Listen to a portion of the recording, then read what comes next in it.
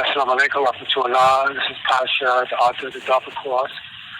As I told you in our previous recordings, the double cross is a metaphor for so many things that have happened to us, so many misinformation that we've been given, thinking that it was right and that we were on the right path when actually we were on the wrong path. Today, I want to ask you a question. Did you know from 1757 to 1857, 100 years, that India was the only other caste system created in the world along with the United States based on color? Fair skin versus dark skin, good hair versus nappy hair, etc. And let me tell you why. At the height of the uprisings and mutinies against European invaders, the white man rule, Lord Charles Canning sent a letter to Vernon Smith, president of the Board of Control. Yes, they had a board for this. In the letter, Canning stated, as we must rule 150 million people by a handful of Englishmen, let us do it in a manner best calculated to leave them divided and inspire them with the greatest possible awe of our power.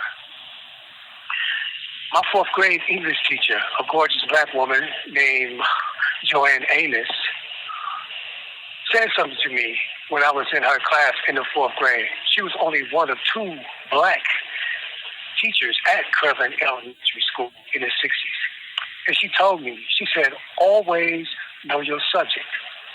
Always know your subject. We are a part of this caste system.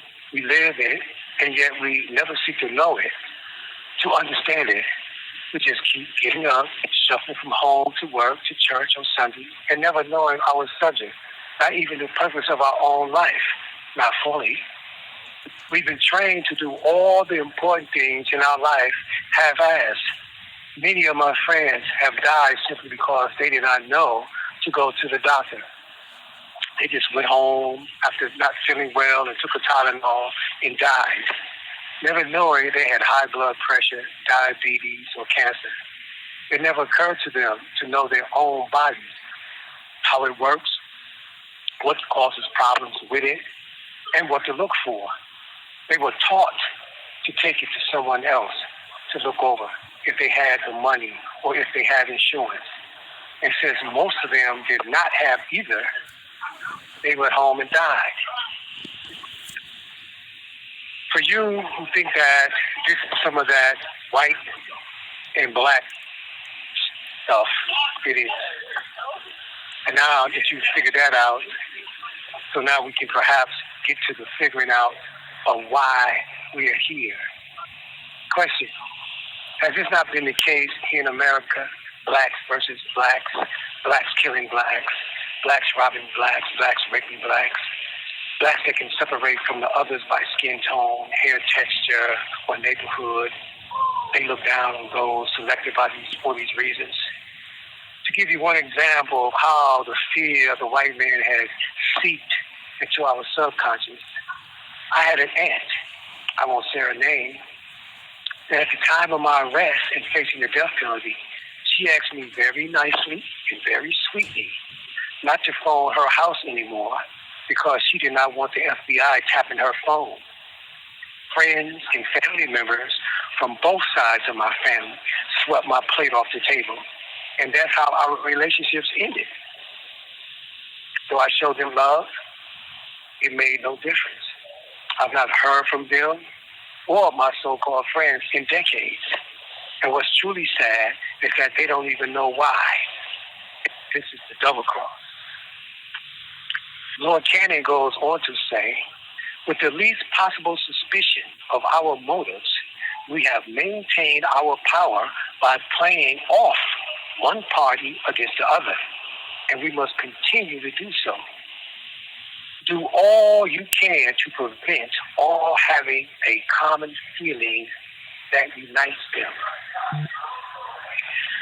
A law member of the Executive Council of Governors General in India, Thomas Babington, stated, we must form a class who are Indian in blood and color but white in taste, opinions, morals, and intellect. Then we will leave them to convey knowledge to the masses. So we see that they had house niggas in India too, on purpose. The house nigga is a well thought out plan. Now, one of the reasons for revealing to you what was going on in India for over 100 years is so that you can see that it was not just here in America. The system, the model was global. But more importantly, I want you to see that globally, the way that you feel and think, the things that you think you know and understand were crafted and given to you as part of a brainwashing system. I ask all of you who hold up the Bible as your basis for faith, have you ever read the entire Bible? And I know that 99% of you say no. And if you have not read your entire book in your whole lifetime, what does that really say about your faith, your belief? Your faith is based on a few quotes from Psalms and Genesis and Revelation, and yet you will argue your belief, your faith to the death, never really knowing your subject. Sadly, you actually think that you can stand before the Most High with that, and that is heaven for you, your destination. It's the same for the Muslims. Even though they are required to read the entire Holy Quran every year during the month of fasting, Ramadan, most have not. And today, not knowing their subject, has plunged a once great belief system into utter darkness. If you can persuade the masses of people to believe that something they are asked to do is religiously right and joined by the Creator, they would do it, regardless of a lack of decency or morality. This is why the white man created the son of Noah, Ham, as cursed by God for seeing his drunken father laying in the tent naked. What? You see how corny these people are and ridiculous? That the Creator will condemn a nation that he has made great after drowning everyone else on the earth except for the black man. And if Ham is black, then his father Noah and his mother must have been black also. And they too were saved. Y'all see what the white man is? That makes no sense. This is the double cross. Let me give you something very simple, just as an example of how not knowing our subject has subjected us pagan rituals, traditions, and sayings we really do not understand.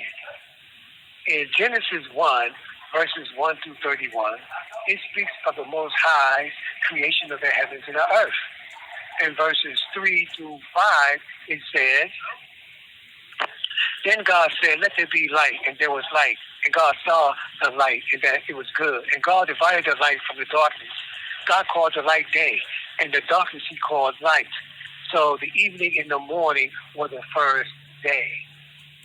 Then in verses 16 to 19, it says, Then God made two great lights, the great light to rule the day, and the lesser light to rule the night. He made the stars also. God set them in the firmament of the heavens to give light on the earth, and to rule over the day and over the night, and to divide the light from the darkness. And God saw that it was good. So the evening and the morning were the fourth day. So, how can there have been evening and morning on the first day when the sun and the moon were not created until the fourth day? That makes no sense. Read it for yourself. Now, according to Genesis 1, verses 26 and 27, the Most High decides to create man in his own image. He says, Then God said, let us make man in our image, according to our likeness. Let them have dominion over the fish of the sea, over the birds of the air, and over the cattle, over the earth, and over every creeping thing that creeps on the earth. So God created man in his own image. In his image of God, he created him, male and female. In God's image is man created. What does that mean? And he says that this image is both male and female. What? I say this because in the cartoon version of the creation of man and woman is created initially from the rib of man. This is the first time we hear of the creation of woman. And I will get to that in a moment, but let me explain this initial creation of man. Man was created in the image of the Creator. The Creator is the Alpha and the Omega, the yin and the yang, both the positive and the negative.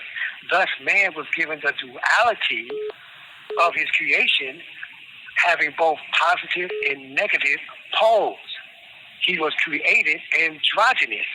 Androgynous means dual sex. It's what we call hermaphrodite, having both the male and female sex. This was on the sixth day. Adam's soul is now activated. In Genesis 2, verse 7, it says, "And the Lord God formed man of the dust of the ground and breathed into his nostrils the breath of life, and man became a living being." This is the second creation of Adam. He was first created in the image of God. He is spiritual. He is energy. He is a soul with no form. Once the soul enters the earthly body, it becomes a breathing, living being.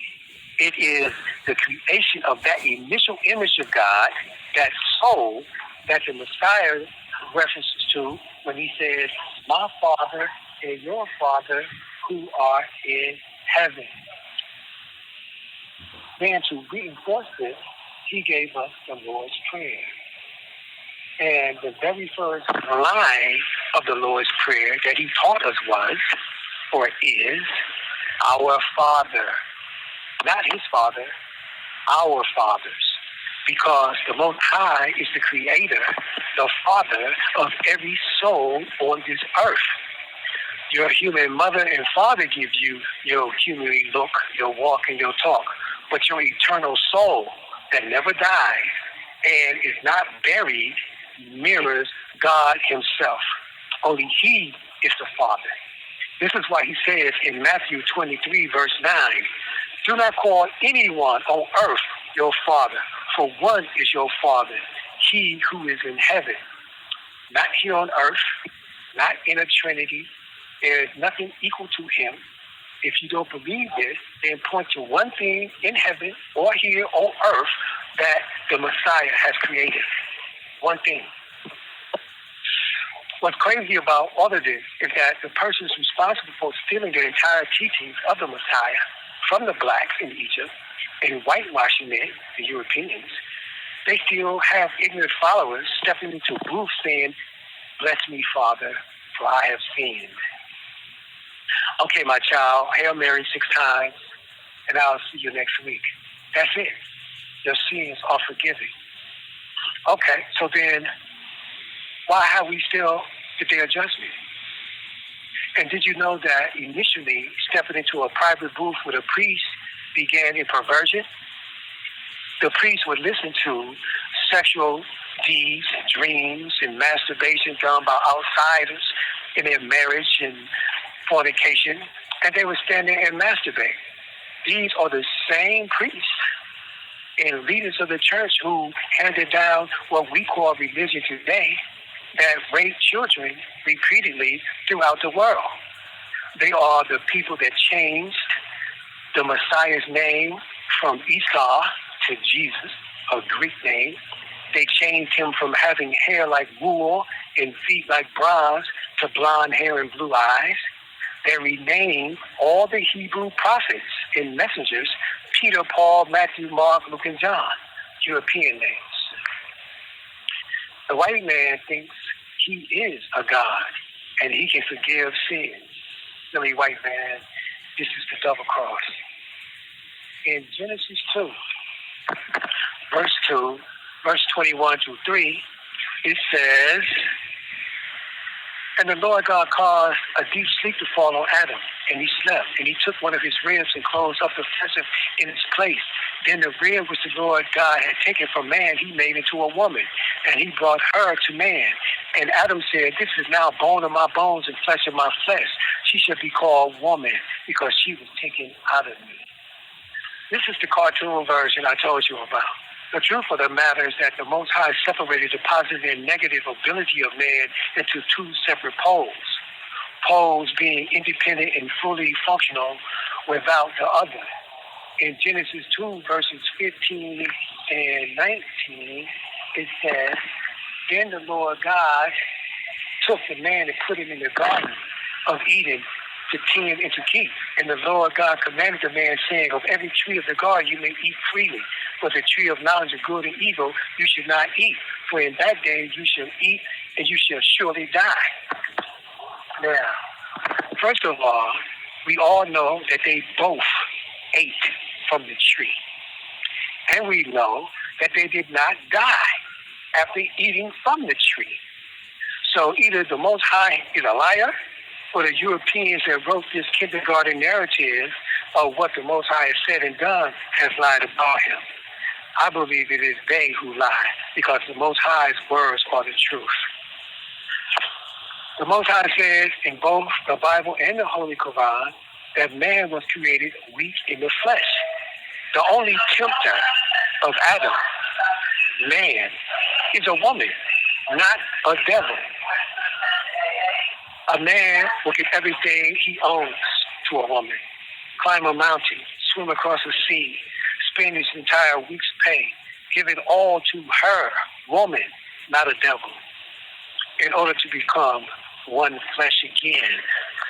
This is the double cross. A lot of people read this and overlook the fact that Adam and Hua, Eve, were created as adults. They did not grow through puberty. They had no knowledge of anything at that point. The tree of knowledge of good and evil was a big bite for adult bodies with a child's mind. The wisdom of God was in the knowing that they were not ready to bite off that tree. But woman, with her imaginative consciousness, was visualized through her serpentine spinal cord, her ability and atoms to create new bodies. Now, we all know the song by Earth, Wind, and Fire, where they sing praises to the serpentine fire. Its movement is where ignorant Europeans came up with the snake. The knowledge of its importance was never given to the Europeans. It was kept secret within the temples and among the priests. So the white man took our guess. Without woman taking on that chance to eat from the tree, mankind would never have come into existence. Its destiny would have never been fulfilled. It was woman that placed man on his destiny. And she always has, from that day until today. Man, Adam, as we see, was molded, made, and remade 3 times, not once. The clay from which mankind was made allows us to shape and reshape ourselves. It's our decision. In verse 3, in Genesis 3, verse 6 and 7, it says, so when the woman saw that the tree was good for food, that it was pleasant to the eyes, and the tree desirable to make one wise, she took the fruit of it and ate from it. She also gave her husband with her, and he ate. Then the eyes of both of them were opened, and they knew that they were naked, and they sewed fig leaves together and made themselves coverings.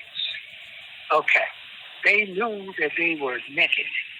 In this instance, naked is not without clothing, because it would be thousands of years before mankind even wore clothing or even knew that the term naked was and felt ashamed of it. Naked, in this instance, refers to knowledge. They had none. The leaves they stitched together were bits of knowledge that they were now able to stitch together. They now understood the power of the life force, and they understood why the Most High was not yet ready to teach them its powers. Without the submission to the divine laws that govern the powerful life force, do not fornicate, do not commit adultery. The power of the life force is overwhelming. It's why women and children are raped. It's why men and women have sex with other men and women. It's why children and women are kidnapped and murdered and tortured. It's why some men and women like to be urinated on and defecated on. This is how powerful the life force is. It destroys reason. So much so that in Genesis 6, verses 1 and 2, it says, "Now it came to pass when man began to multiply on the face of the earth and daughters were born to them, that the angels of God saw that the daughters of men, that they were beautiful, and they took wives from themselves, all of whom they chose." So, according to this verse in Genesis, even the angels in heaven have decided to give up their divine heavenly status in order to come down to earth to get with woman. That's how powerful it is. It's the cross. I thank you. Assalamu alaikum.